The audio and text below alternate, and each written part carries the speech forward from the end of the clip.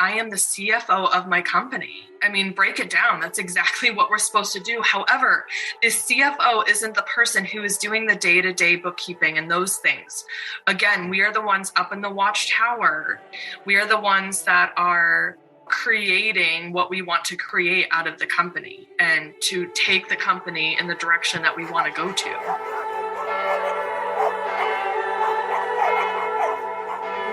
Hello, I'm Megan. I'm Colin. And this is Pet Sitter Confessional, an open and honest discussion about life as a pet sitter. Brought to you by Time to Pet. How do we grow into the role of being a boss? How do we grow into the role of being the founder of our company? Weighty words for businesses that many of us hardly ever give a second thought to, but made all the more important and necessary as we make weighty decisions that impact not just our lives, but the lives of our clients, staff, if we have them, and the people around us. So today, we're really excited to have Michelle Sabia back on the show. She's the owner of Paws and Claws Petsing. She was previously with us back on episode 107. Today, she gives us an update on how her expansion out to Connecticut is going, why she views her staff as her most valuable client, and she shares her experiences in running the Arizona Professional Pet Sitters and Associates group and why those are more important than ever. Let's get started. Sure, Colin. Thank you. Thanks for having me.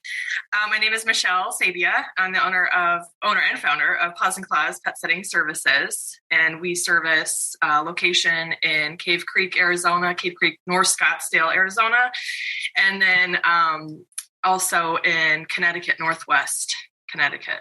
And I want to dive into how the Connecticut stuff is going, but you made a small correction there about how you introduced yourself that I think is fascinating. Owner and founder. Is that weird? Is it weird to introduce yourself like that? It is weird, yes. And when I was writing the notes, I was like, should I put that in there? And I kind of feel like I should. It's important because owner could mean, the business could have been bought. I don't know. I'm the original founder of the company, which I think is exciting and worth celebrating. Yeah, no, it really is something we're celebrating in recognition of that work and what you did, kind of this what you took as this first brainchild and this little seed of a thing, and it's grown and it's turned into something. And yes. I still feel weird just calling ourselves business owners, let alone a founder. So I think, but all these terms are really important when it comes to how we see ourselves. Yes. And I think, too, you were touching on what makes us a professional pet sitter, but that's just it, being a business owner and creators. We're running a business, and that's a big part of it. It's no longer just, pet sitting and dog walking anymore. When we see ourselves like that, that helps with so much with boundaries, with going through the paperwork, with doing with jumping through all these hurdles that it seems like never end. Yes. But that becomes part of it, and that's part of how we see ourselves. Yes. And so part of that is you started in Arizona and then had this idea to branch out and go way across the country into an entirely different state. So how is the Connecticut service area going for you? It's going good. Business-wise is a little on the slow side. I'm still really getting used to the seasons and just how the state is so different from Arizona.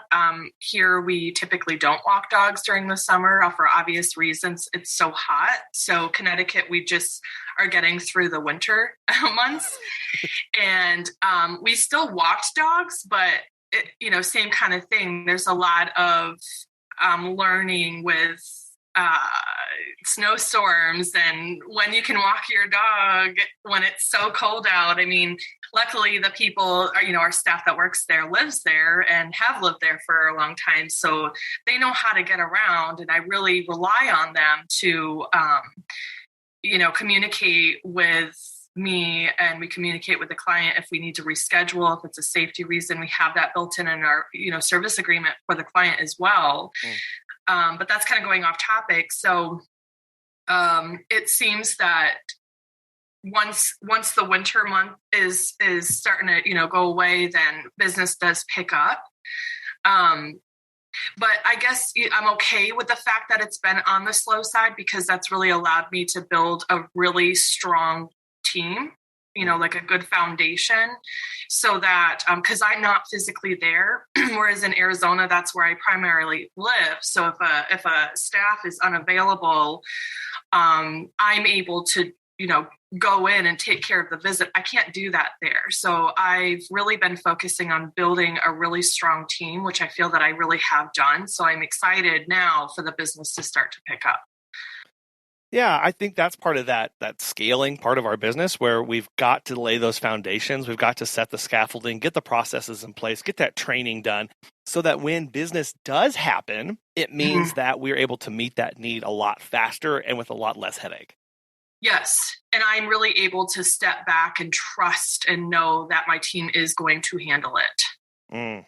That's huge. That trust is so important, especially being that far away. I know when Megan and I, we're 2 hours away from our service area. Yep. And that was something where we have this initial knee-jerk reaction of, oh, if I could just be there, if I could just do this, or if I could just see it. To know that's why those processes are so important, so that you can trust the processes. And I hired this person for a reason, and I've got to let them go and do their work. Yeah. Now, when it comes to the clientele difference between the two areas, how are you managing messaging or communicating to these two vastly different areas? We have two different pet sitting softwares. So this has been another along the way learning lesson, just kind of asking a lot of questions, researching a lot. I had just the one pet sitting software, and when the end of visit report would be completed, it would say Arizona time. And right now we're 3 hours difference, and sometimes we're 2 hours difference. So it is an added expense, but it's nice to have that separate piece there, because we are so much more established in Arizona. We have a lot more clients. It's just important to keep that separate. So with that, we have the two different pet sitting softwares. I think that's pretty much it, though, with how we handle, with that. And then just like you guys, we also use Slack. So we've got a Connecticut channel, we have an Arizona channel, and then we have a break room channel where they can all kind of, talk together. Yeah. Oh, I'm going to have to rename our general channel to Break Room, because that's much more benefit. I like that. Kind of cool, right? Add that to my to-do list. Thanks, Michelle. Yeah. But it is. So that's really interesting how you solve that problem, that kind of conundrum of these time zone differences with that. Yeah. Were you finding that was confusing to clients, or you just felt like it was more appropriate to have it be service area specific? I think both. When I looked at the bigger picture, which I think is a big part of being a business owner, is being able to see a little bit ahead and maybe in the future, looking at the bigger picture. I think last time I talked about that analogy of a forest. And if you're so stuck in the day-to-day operations, you are in there inside the forest and you can't see all of the trees ahead. But as an owner, it's like we need to be up in that watchtower where we can see the forest around us, see what's coming. And that was just something that I saw right away was going to be an issue. And I just decided that, I already committed to this second location in a completely different state, clear across the country. I need to take it seriously. So I just, I use Time to Pet. I love Time to Pet. So I just created a whole nother account, and I literally have to log in to each one. So I have the password saved, which is easy, but it can be a bit of a pain in the butt having to, go back and forth trying to manage. But again, and we'll touch on this, my team, I just rely on them so much, and my team in Connecticut, they really handle a lot. And it's like, if it's an emergency, if it's something that I need to tend to, then my office manager will let me know, and we communicate that in Slack. And so far it's worked out really, really well. You said a really big word there, is you committed to it. You looked at something and you went, if I'm going to commit to this, that means certain things. That means I'm going to have specific actions. I'm going to have different things that I do as a business. And that's really important as far as the mindset goes when it comes to running and operating our businesses. There are things that we have to commit to. And then we as the owner and operator need to realize that means I have actions that I'm going to do. And think through the logistics of that and go, okay, if I'm really committed to this, what does that mean for me? What does that mean for my staff and my company? Right.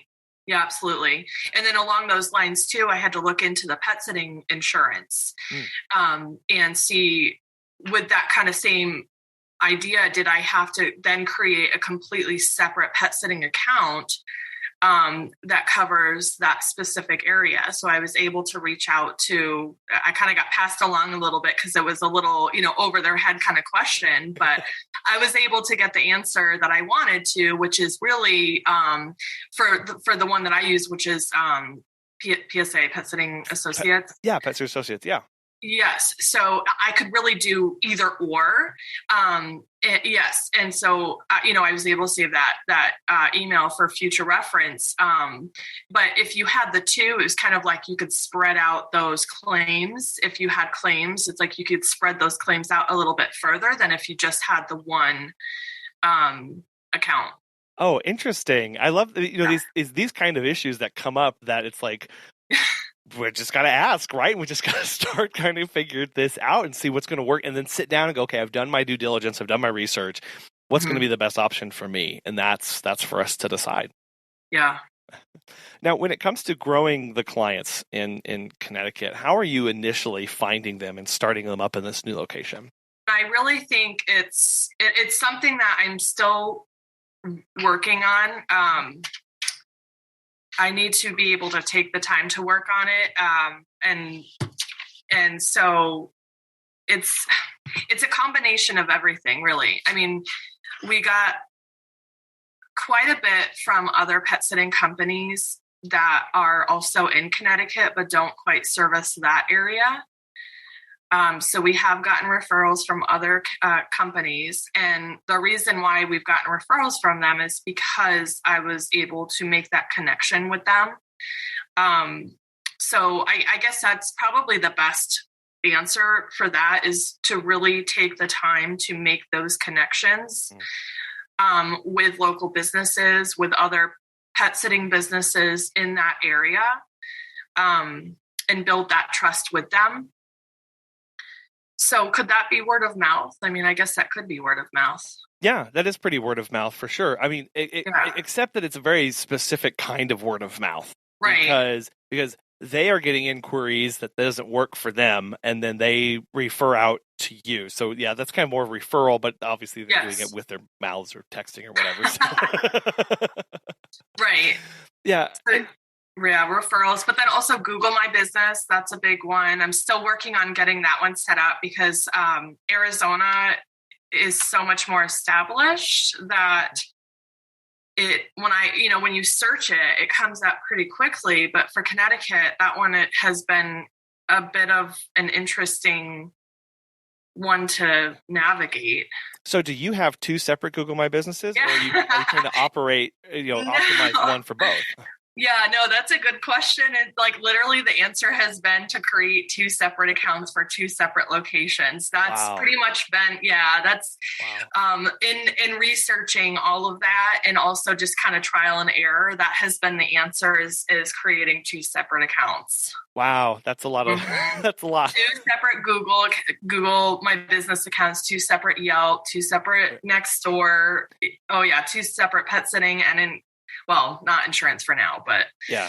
But it's important because you're looking at your service areas, and for a majority of people, we don't have hundreds and hundreds of miles between our service areas, and so we don't really think of why they need to be separate. But it is important because if you just have the one, it's not going to capture the local searches. It's going to miss those completely because Google doesn't know, quote unquote, that you are operating in one location, or two different locations, I should say.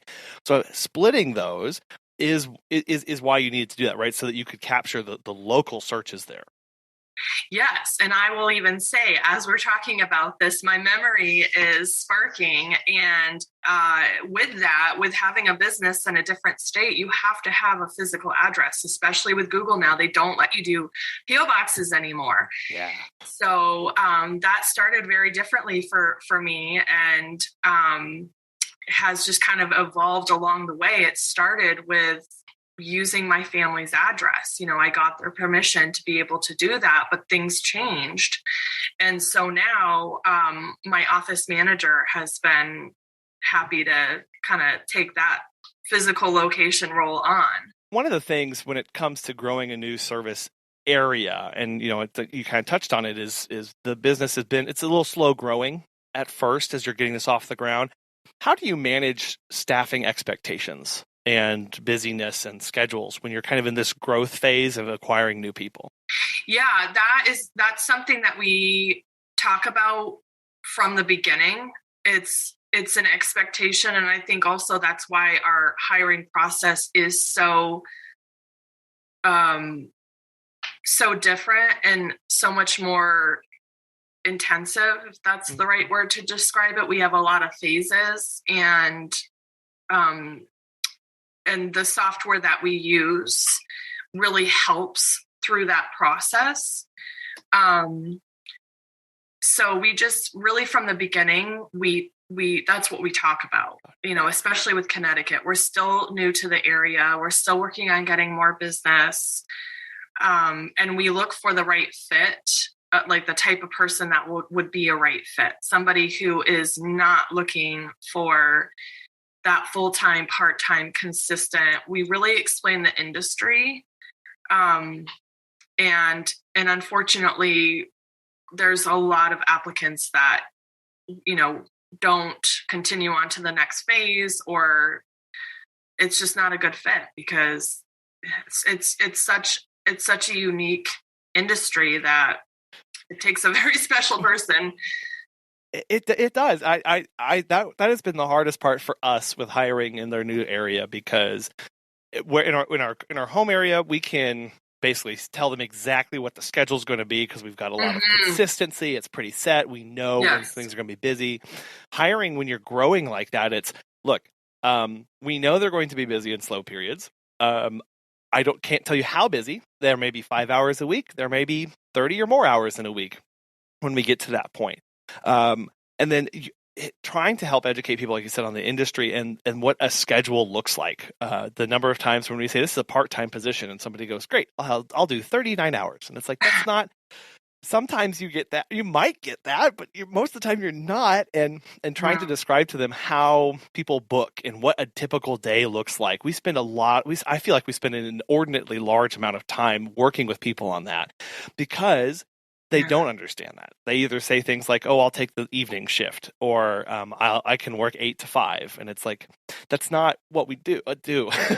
Right. I've got things beyond that. So helping people understand that is one of the biggest hurdles I know.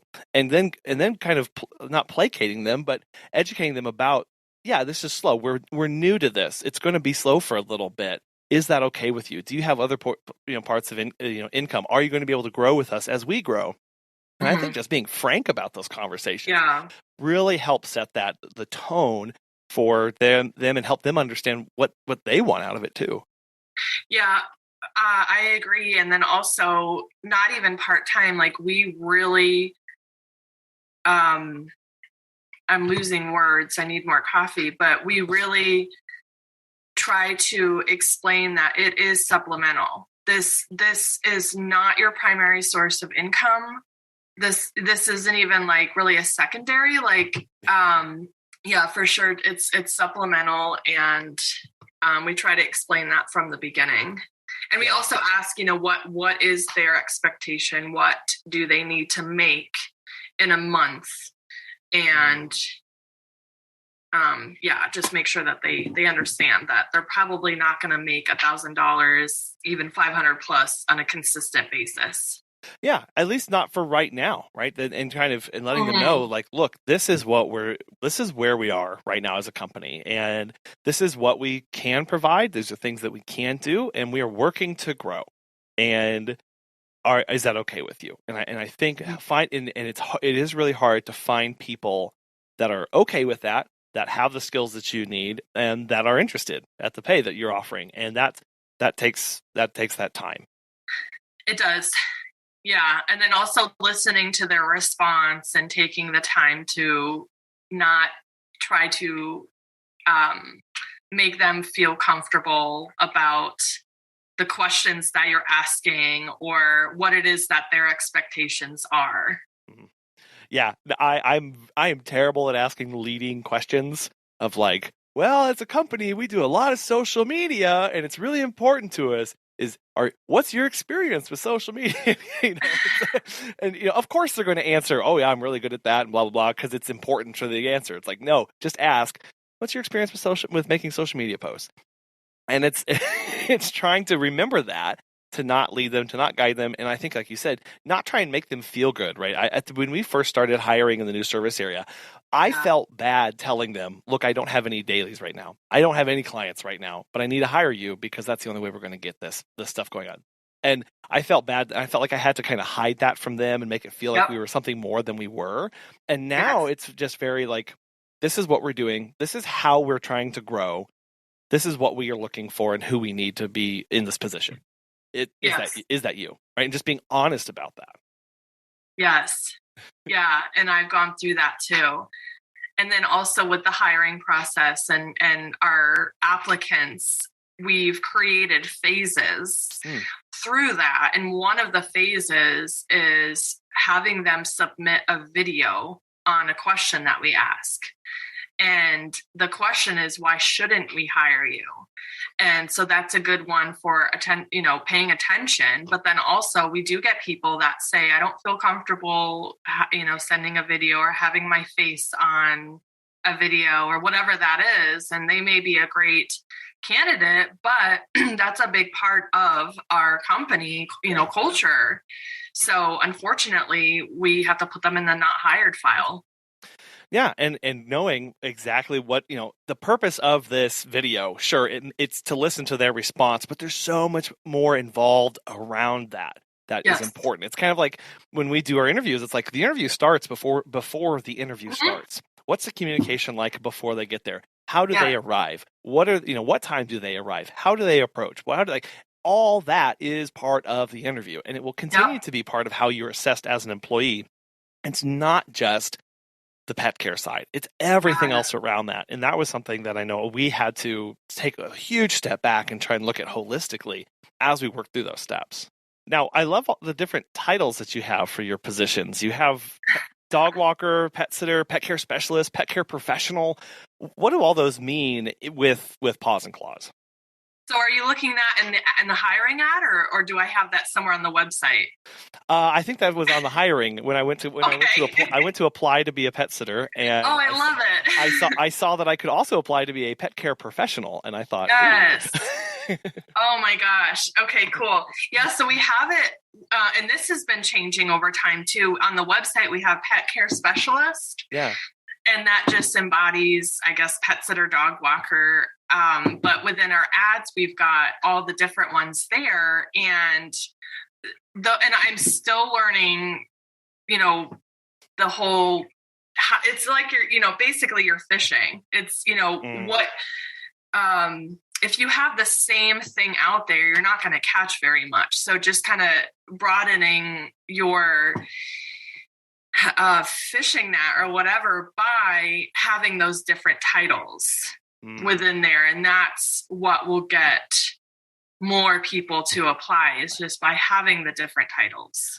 That's really it. I mean, aside from that, it's all basically the same thing. Okay. No, that's very fascinating. And it also helps kind of key into, to me, a little bit of psychology behind the person who applies for the dog walker position versus the pet care professional position. What were they searching for? Right. What are some of their expectations around this? And like you said, if somebody's only someone may have professional experience, so they may search pet care professional. They might not search dog walker. So you have to make sure that you're showing up for how people are looking for the information and for the position that you have there. I mean, we do that with our clients, right? We're all about SEO for clients and trying to make sure that we are a good match for them and doing keywords. And doing Oh, blogs and all that stuff on our the website. same thing. Yeah. Why aren't we doing that for our staff to figure out what Right. are they searching for, and how can I get them connected to me? Right. And we'll probably touch on this too, but what I have learned in my business support group is that your staff is really your most valuable client. Mm. Your staff is going to be doing, say, I mean, depending on how good your business is going, your staff could be doing $20,000 in business revenue versus a client that maybe is, $3,000 a month. So it's really your staff is who your most valuable client is. Yeah, we have to be serving them. We can't forget that they are utterly critical and important to our business operations. Whether we have one staff, whether we have a part-time staff, whether we've got 50, knowing the business couldn't do what it does without you, without them. And that's a critical thing to go, am I meeting their needs? Am I serving them well every day in every way, and making sure that they have what they need to do the job, that the business, it's meeting the business mission and our goals and our objectives, and that they're at the end of the day happy, right? Like I want happy people working for me, because I have been an unhappy pet care professional. I've been there. It's not fun. It's drudgery and it's awful, and you don't do good work. So how I need to make sure that I'm protecting and setting people up for success. Yes, and I think that also goes along with not booking them for too much. Even if somebody is super eager and wants to do a full day of visits, I don't think that's something I would regularly schedule them for, because I have been a burnt out pet sitter, and my love for those pets aren't, I mean, it's there, but it's, what is that, compassion fatigue? Is that something that you just talked about? Yeah, on absolutely. a podcast recently? And it's so true. I have felt that.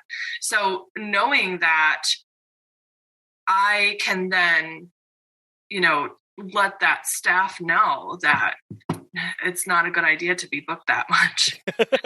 Yeah, and that's an interesting conversation that we've had with our team members who are in our new service area, where we're growing. It's very light work right now, and going, hey, what 2 days do you want off? And they're like, why 2 days? What? Why are you asking for when I want time off? And it's like, because it will come. Like, trust me. And we need to get this scheduled. And it's things like that, or just being accommodating to them. And like you said, going, hey, there are 18 visits today. You're not doing all of them because I need you to show up tomorrow. And do a good job. It's our visits are actually untimed. So if you had that many visits a day, you're probably not going to be there for the amount that you could have been. You're not going to be paying attention to the client or to the pet that you could have been. Your visit reports are not going to be up to the, that it would have been, but because they're so booked back to back to back, I mean, that's overwhelming. It is. So how do you make those untimed visits work and set proper expectations with staff and clients? It's a new change, and honestly, it hasn't been that big of a difference, because even though we had all of those timed options available, in most cases we would end up either going over, or if we did have a busier schedule day, we didn't have the option to leave maybe a little bit early, even though everything has been taken care of. Say it's a cat visit and they went under the bed 10 minutes ago and want nothing to do with you. So it gives us a little bit more flexibility, actually having untimed visits. I definitely am enjoying the untimed visits. It's much more simple. So now all we offer is a drop-in visit and a dog walk. That's it. That's fascinating, and I know that definitely breaks from the norm for people's expectations and how it's managed. So, do you, when you're billing that, are you billing for time, or is it still one standard rate for each one of those? just one standard rate. So we no longer charge for our time. And I think what it does with those is it really helps you in the moment to relax and not be as stressed out about that. And it helps you pay attention more and helps you realize, okay, I'm here for the care of the pets. I'm not here to make the 30-minute mark. I'm not here to make the 45-minute mark. Because you're right. Sometimes it's even with some dogs, it's going, okay, well, they're done. They went back over and they laid down. I'm kind of, I mean, it feels bad to say, but I'm kind of wasting these last 5 minutes here. I can move on at this point, and that helps you have that kind of ebb and flow of knowing, okay, this one needs to be a little longer because there's mess or there's medications or there's multiple pets, and this one can be shorter because it's an antisocial cat that's not really interested in us, so we're just going to go, okay, we're done, and it kind of helps you move through your days a little bit better. Yeah. This is I'm fascinated by this because it just I can hear your wheels turning. You really can. I have so many notes on my to-do list, Michelle. This is not fun. But I like that because as far as just setting expectations with staff to know that do you have those conversations of, okay, well, obviously this can't be a 3-hour visit. We do need to make sure we're doing the work and we're meeting the needs without really stretching that. Yeah, I mean, we explain that it's between 20 and 40 minutes. Ideally, obviously, 30 minutes is still that ideal time, but simplifying that menu item list of time available has been pretty freeing. In addition to that, we also, I guess, discontinued, if you want to call it that, overnights. And that has been in big part because we have switched to employees about, was that like a year ago? Yeah. 2 years ago? 2020, 2 years ago. Yeah. So there are a lot of very strict labor laws that basically just priced us out of the market. I mean, unless we want to charge the client $300 a night for a 10-hour overnight. I mean, so it just being able to simplify what we offer and then really work on specializing in those areas. Have you heard of Time to Pet? Doug from Pat to the Bone Pet Care has this to say. Time to Pet has made managing my team and clients so much easier. Our clients love the easy-to-use app and scheduling features, and our sitters love being able to have all of their information organized and easily accessible. My favorite feature is the instant messaging. By keeping conversations on Time to Pet, we are able to monitor our team and ensure nothing ever falls through the cracks. If you're looking for new pet sitting software, give Time to Pet a try. Listeners of our show can save 50% off your first 3 months by visiting timetopet.com/confessional. I think that's critically important, and I know overnights are definitely in flux right now with people's rates and stuff. And we have in our new service area, that's something we realized is in that community, in that city, people's expectations when they say they hire a pet sitter, they mean they hire a house sitter, and they have expectations for somebody to be there overnight. And so when we do come back and we quote them, okay, that'll be $200 a night. You can hear their jaw hitting the floor, and then there's a long pause, and we go, but we can also offer these other things, and talking through the services and options and alternatives for them, and realizing like it's not a good fit for everybody all the time. And to simplify, I think, is really powerful in our businesses. But when you think about it, like for us, we offer dog walks and pet sitting, right? That's quote unquote it. But dog walks, right? There's such a variety in there for the kind of walks, the style of walk, what we do on the walks. Like there's a lot that goes on there. Pet sitting, right? It's not just that we do exotic pet sitting, we do cat sitting, we do dog sitting, we do aquarium care. So even though it's simple, there's still a lot of diversity in what you do. And then, like you said, you look at what you do and you go, okay, where are our strengths? Where are our weaknesses? And how do we begin to specialize into this market? Yeah, I mean, and you could definitely do that. With the website, we actually just redid our website through marketing. It's going to be, because before I was just doing it through GoDaddy. I built it myself. It kind of just evolved over the time, but this was the first time hiring someone. And it's been a good process, but it's I decided to keep it very simple. I didn't want to cause any decision fatigue for the potential client looking on our website. And that's along the same lines with taking out the different timed visits. It's just very, it's just the two options. And then, I mean, we do have where if you don't have a pet, we'll check on your house. So I kind of going back to what you said before, house sitting. Yeah. We have that labeled as house sitting, but more and more I realize that when people say house sitting, they're really thinking that this person is going to like a live-in pet, a live-in sitter. Yeah. So I changed that recently. I think I called it home check because I didn't even know how to label it, but it's like, that is not at all what I was thinking when, putting in the house setting. And we do that occasionally because in both areas too, here in Arizona and in Connecticut, you get people that are, we call them snowbirds here. Sure. So they're here 6 months out of the year. They need somebody to still go in every, a few days, or a couple of weeks to check on, to make sure that there's no leaks inside. I mean, some people will hire a concierge, I think it's called. But we get people too that will just hire us to go in just to check every couple of weeks. And that's what that is. Yeah. Those finding the right terms to speak to the market is really important, and something we should not take lightly. Yes. Because you don't want to have to be constantly disambiguating these things that we are talking about, not cross-talking to one another, either on our social media posts or on the phone when they call, because that was something they'd call and they say, I'm looking to hire a pet sitter, and I'd start talking about our pet sitting services, and they'd go, so how long, so you can sleep at my house? And I was like, right. I just wasted a lot of time. So it's fascinating.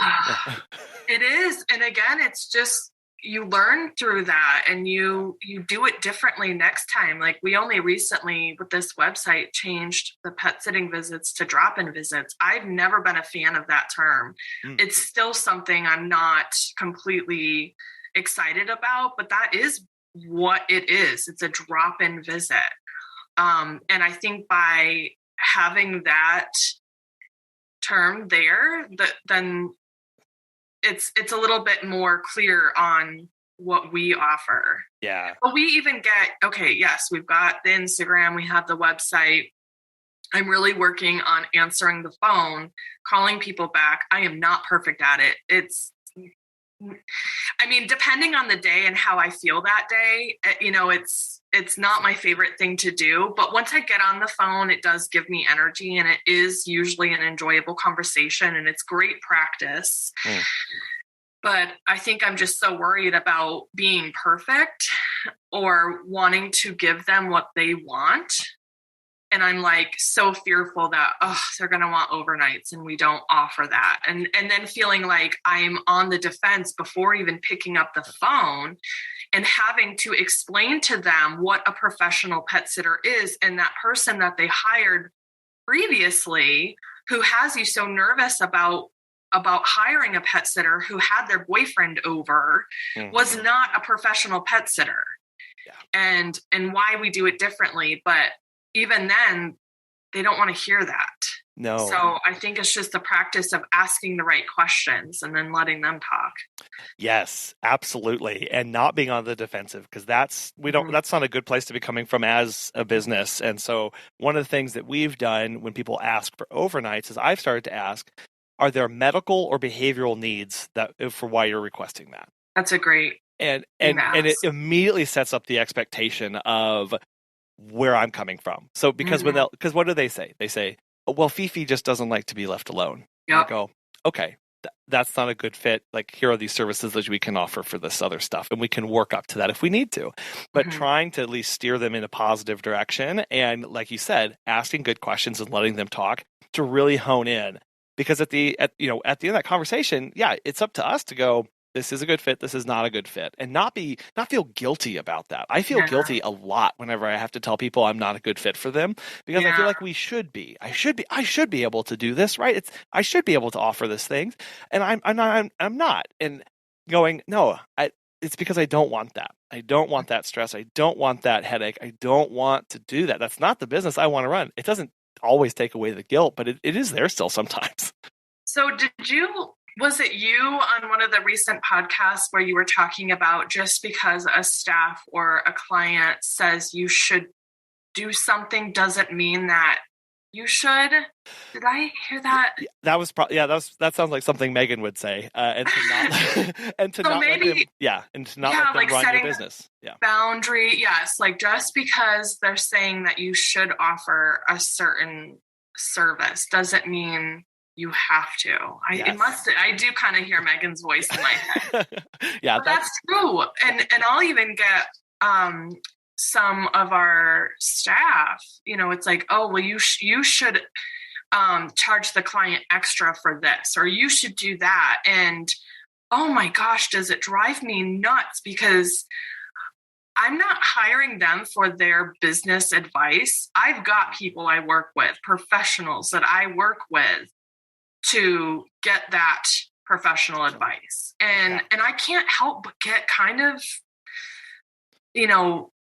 defensive. Yeah, like you said, defensive is tough. Yeah, that's a good point, because we hiring people for the positions, and they have opinions, and it's fine to sit down and hear them out and try and go, okay, what are you trying to tell me? What are the concerns? And what are you actually trying to say through this? And to hear them out, and then then to flip that and go, but they don't know the business operations. They don't understand a lot of the business expenses and what I'm required to do and what I can't do.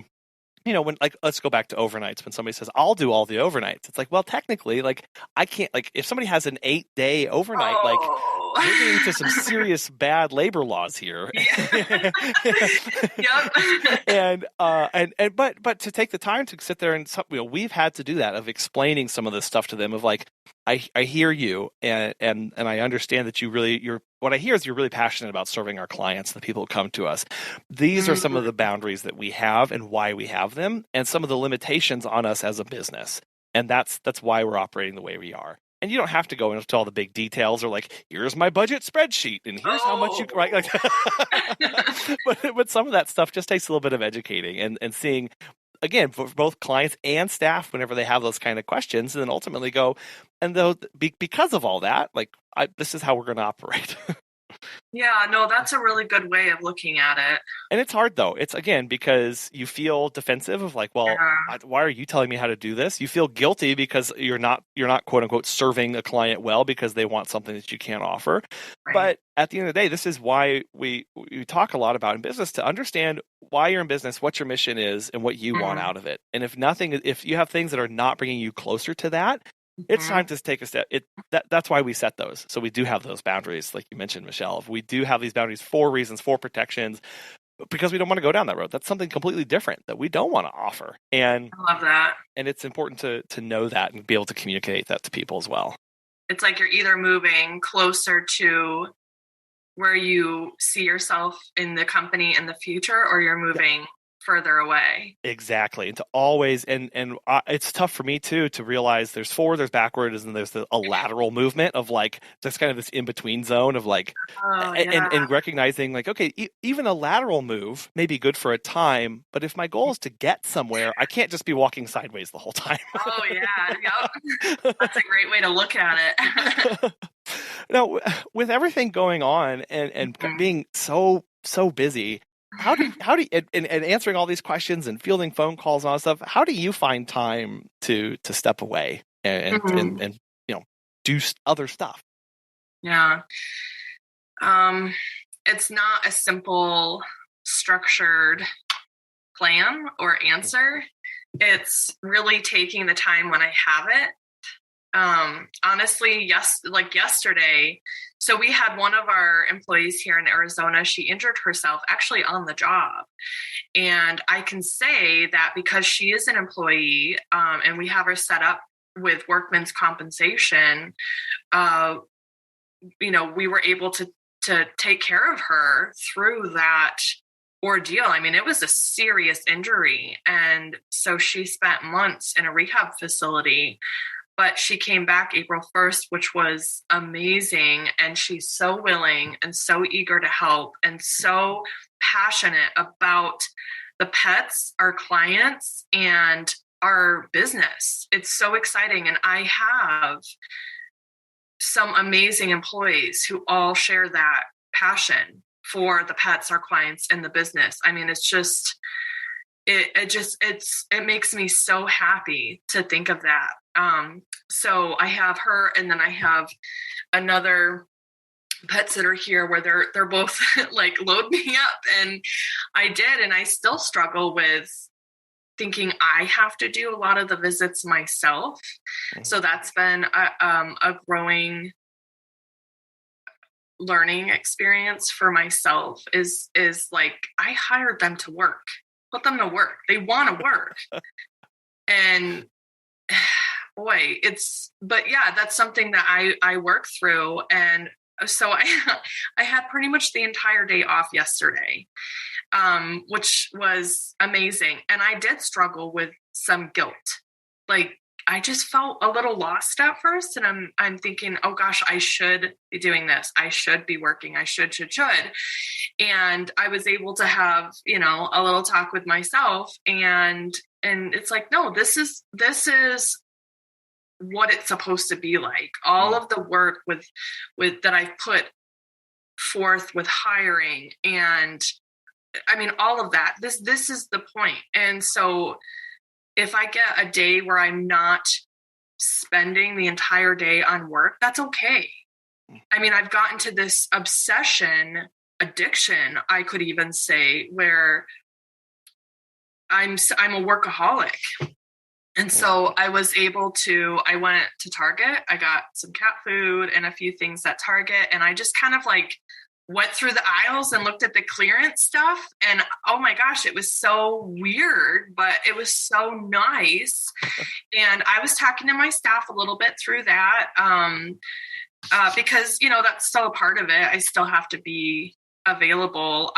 The goal is to have an office manager there who they are handling all of those conversations back and forth, and only come to me if it's an emergency. I'm not there yet, but that is the goal that I see for the company and for myself. And then after that, I texted my brother and was like, can I take my nephew to the park? And I picked him up and I went to the park, and I was there for like 2 hours. He was there playing. I was sitting on a blanket in the shade. I mean, it was beautiful. And I sat there, I put my phone away. I didn't look at it the entire time. So, I mean, it's just taking those moments. It is. It's knowing when to take advantage of those, because we know we don't get them all the time. Right. Yes. And it does take, it's kind of weird to think about, but it does take prep work to get in a relaxed, in a mindful state. I have to be ready to take advantage of that, because if we plucked you up right now and said, okay, you're not doing any work in the business anymore, go have fun, it'd be like, okay.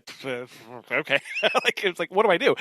So we do have to work towards that. That is something that we have to embrace and be willing to let go of this stuff. I know we've had times where we're sitting on the couch with Megan and I, and there's nothing going on. The kids are at school, and we're like, I feel like something's wrong. Like, shouldn't we be doing something? Like, yeah, I feel like we should be doing something. It's like this, you're right. It's this kind of addiction to, I'm not doing anything. Something must be wrong, or something's bad. And I remember when we brought on staff and we started doing stuff, and we were looking at the company revenues, and for us, it was weird because we were making more, but we weren't doing all that work. And so it felt wrong that our business was doing this stuff, but it was like, but I personally wasn't that busy. Yes. That's it's weird. It's a shift. And then it's growing it and becoming comfortable with that too. Yeah. Yeah. And it obviously changes. I mean, it's just a constant change, I guess, with how you handle that. But I mean, ideally, I would love to be able to take that time in the morning and have, your morning routine, whatever that looks like. Meditation, I would love to get into meditation where I'm taking 5, 10, 15 minutes of sitting there with your phone either away from you on silent, and maybe you have a guided meditation, but that's all you're doing is literally focusing on the words from that meditation and breathing, and that's it.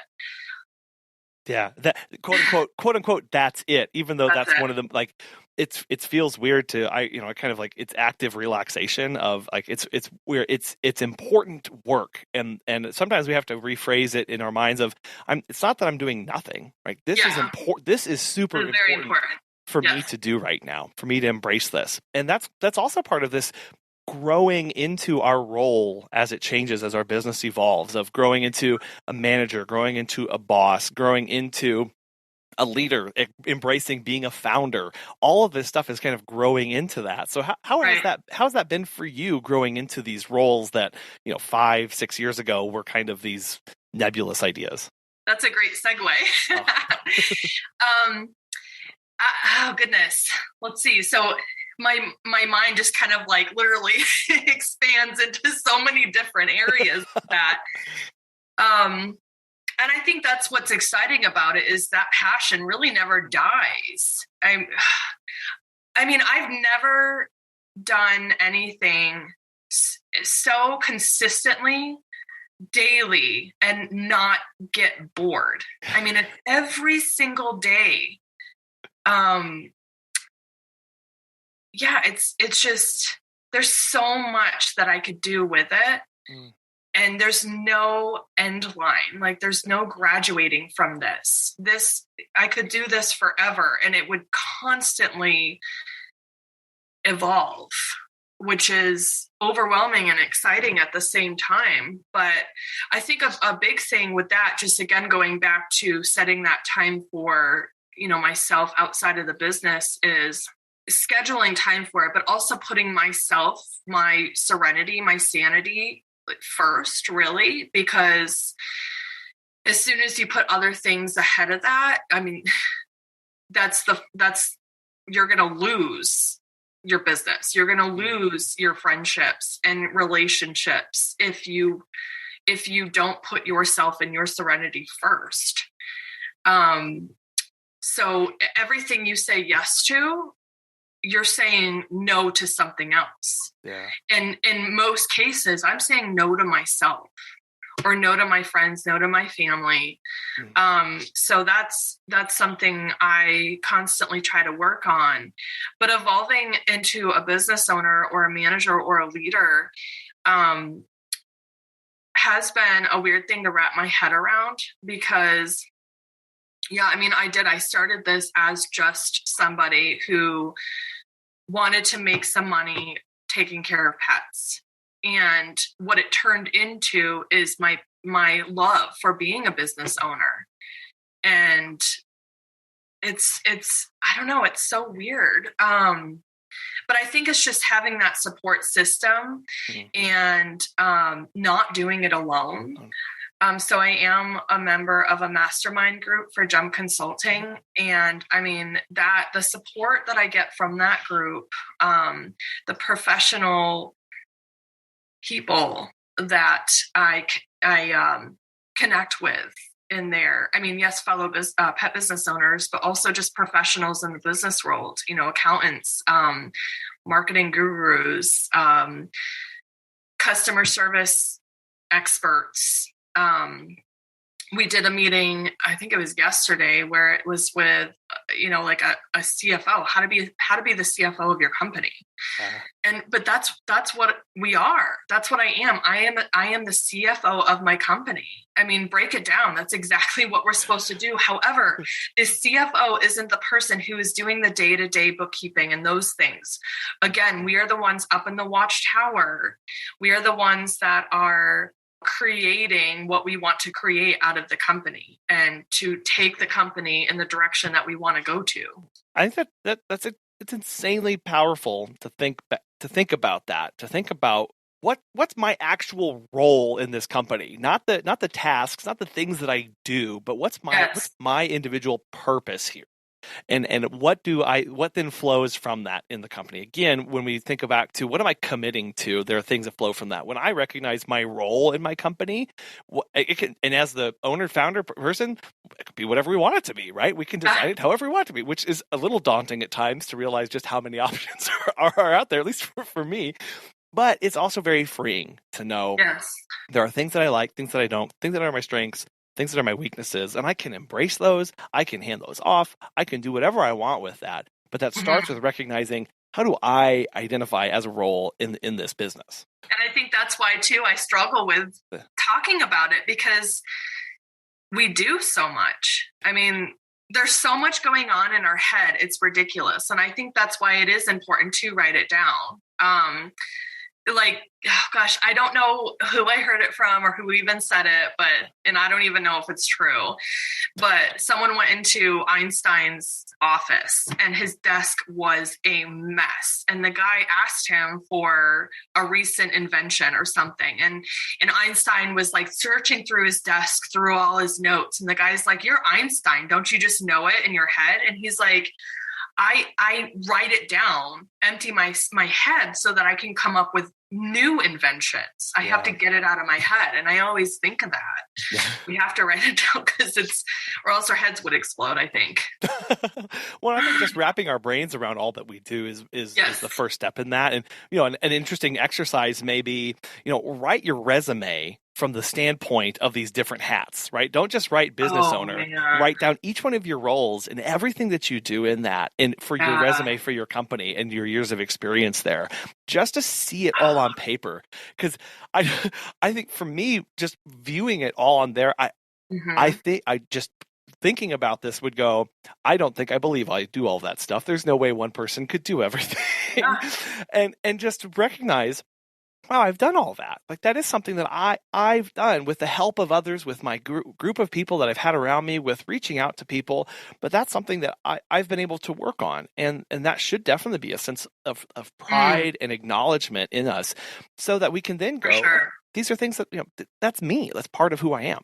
Yeah, because it literally started from just somebody who would take care of pets and walk dogs. Yeah. And I will take that even a step further, is in addition to creating that resume, in listing out all of the responsibilities you do for each role, put a salary to that, because then in the future, when you're ready to hire that, everything that person needs to do and how much it's going to cost for that. And also creating those systems and processes, the standard operating procedures, and having those, saved, so that, again, it's out of your head. All of this stuff you just know out of your head and on a piece of paper, so that if you have to have somebody do it for you, if I want my office manager to do something, all I have to do is direct her to that SOP, and she has the instructions right there. And then that also adds value to your company, so that when the time comes, you can sell it. Yeah. We don't have to just quote unquote retire and then hand off our clients to another local company. No, we do not. We can either have people running our business, or we can sell it. There's a lot that flows from that when we start recognizing what we do. I love that idea of putting the salary to that and going, if I hired somebody to do this is what it would cost me to do. And I'm currently doing that. So you can see, when is it time to hire, and how do I want to plan for this moving forward? Right. You mentioned one of the groups that you're a member of, and kind of this mastermind group. You were also involved with the Arizona Professional Pet Sitters and Associates group, and I did want you to talk about that group and kind of what's taken place, and maybe why something like that is important to the community. It was very important for me early on in my business. It was a great way to make those connections with other pet business owners in the area. I did learn a lot. I still am close with some of the people in that group that I have met. One recently got married, and she invited me to her wedding. So that was really special. And that, and then a lot of the knowledge that I got early on. I feel that I kind of outgrew it a little bit just based on the mindset that a lot of the other members ran their business. And also I was able to make other connections virtually, like the mastermind group. I think COVID really did speed a lot of that up. Yeah. Not feeling like it has to be in the same area. And then obviously, having a location in another state. So COVID really changed the group. We did our best to hang on to it. But ultimately, essentially it just kind of dissolved. So that group is no more. I was the president for a while. The VP and I really wanted to take it to the next level, but unfortunately it just, it didn't happen. And so, we could always start another one. But I don't right now, that's not something I would be interested in doing, only because of the support available virtually and seeing that it's just as beneficial as if it was within the same state. Mm. Yeah, I think you're right. COVID did a lot to the industry. It pushed many of us forward technologically, whether that was embracing software. It pushed us forward understanding our business numbers, which was something that many of us had no clue what was going on. And it got us into groups and communities that we weren't previously members of, which I think is really important to know our options out there. The idea of a state level group is an interesting idea of. This is all the things that kind of we agree to and we hold ourselves accountable to, and all the things that we want to push forward as something. So I still think it's a very interesting idea. It's sad that it wasn't able to last, but maybe another day. Michelle, this has been wonderful conversation, and very loaded. I very some heavy stuff, some new ideas of operating and diving deep into how we make these decisions and how we view ourselves. And I am just really appreciative of your time today and with everything that you've got going on. But I know there's a lot more here. So how can people get connected with you, follow along with everything you're doing, and watch you along this journey?